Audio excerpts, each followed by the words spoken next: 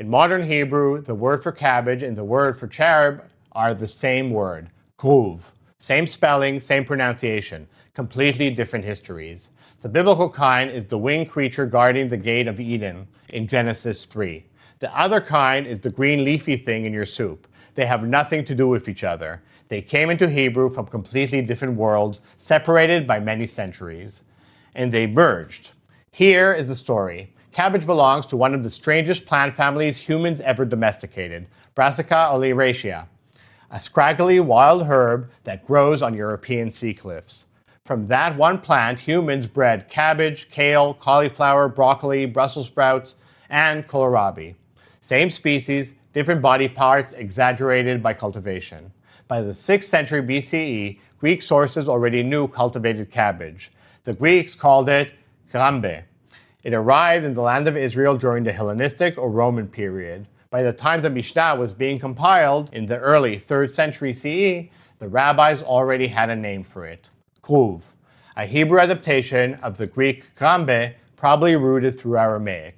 That name has nothing to do with the biblical kruv. The biblical kruv is a winged angelic creature, etymologically related to the Akkadian karibu, an intercessor figure in Mesopotamian religion.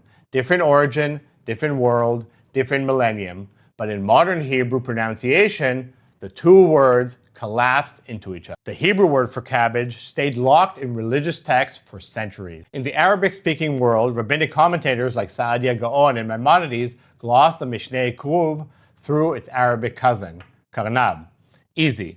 In medieval Europe, Rashi and Rabbi Nathan of Rome assumed everyone knew what kruv meant and didn't bother to gloss it.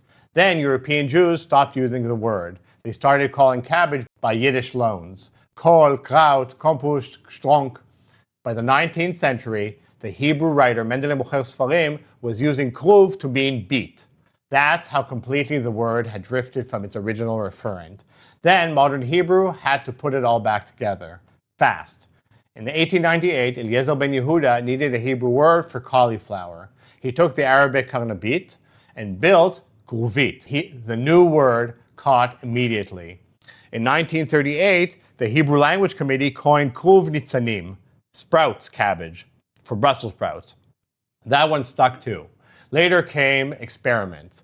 Kruv hakelach for kohlrabi and kruv al, super cabbage, is a nickname for kale. The old Mishneh cabbage word had become productive again. This is what happens to old words. A Greek vegetable enters Rabbinic Hebrew as kruv. A biblical angelic creature was already kruv.